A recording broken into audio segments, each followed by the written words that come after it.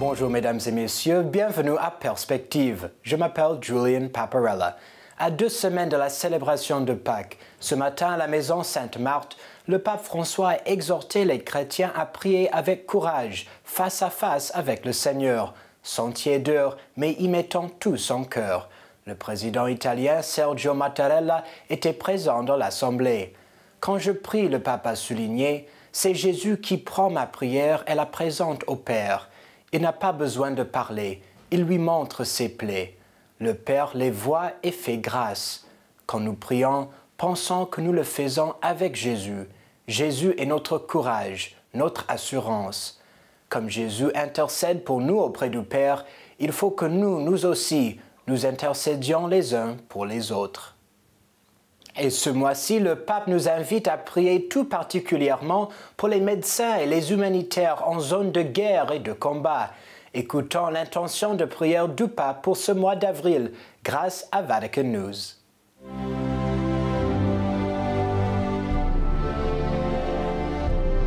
La presencia de los médicos, de los enfermeros y del resto del personal sanitario en las zonas devastadas por los conflictos es un signo de esperanza. Son personas sabias, valientes, buenas, que siguiendo su vocación trabajan en condiciones extremadamente peligrosas. Recemos por los médicos y el personal humanitario presente en zonas de guerra, que arriesgan su propia vida para salvar la vida de los otros.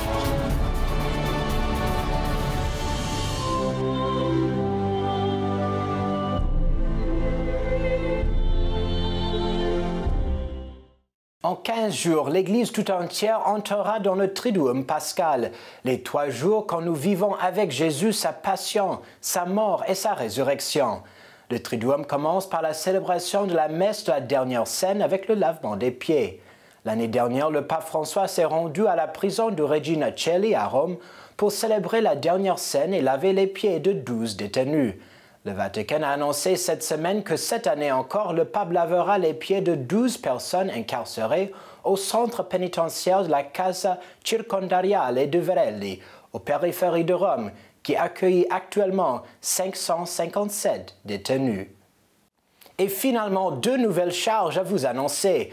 Cette semaine à Lourdes, Monseigneur Éric de Moulin-Beaufort, archevêque de Reims, fut élu le nouveau président des évêques de France. Il succède à Monseigneur Georges Pontier, archevêque de Marseille, président de la conférence épiscopale depuis 6 ans. Alors, il y a des dossiers qui sont préparés qu'il faut que nous regardions. Je n'ai pas encore eu le temps d'en prendre vraiment connaissance. Je pense que tous les diocèses sont dans une sorte de recomposition, de toute façon, ou de reprise. Alors, on peut appeler ça transformation pastorale, transformation missionnaire, quand on veut l'exprimer de manière positive. Après, il faut donner du contenu.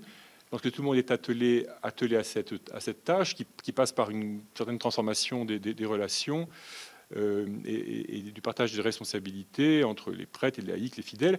Mais surtout, il faut que nous aidions tous les chrétiens, tous les catholiques en tout cas, à vivre pleinement de leur baptême et de ce choix de Dieu qui fait qu'ils ont la foi aujourd'hui et qu'ils ont à en rayonner là où ils sont. Donc ça, je pense que c'est un travail commun sur lequel nous pouvons bien nous engager, sur lequel les jeunes hier nous ont pas mal provoqué d'ailleurs. Les jeunes générations avec l'exhortation apostolique sont certainement un point qu'il faut que nous...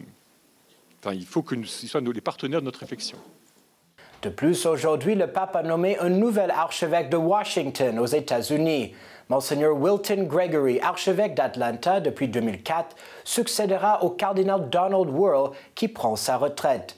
Nous aimerions féliciter Monseigneur de Moulin-Beaufort ainsi que Monseigneur Wilton Gregory et remercier le cardinal Donald Wuerl pour son service dévoué au peuple de Dieu.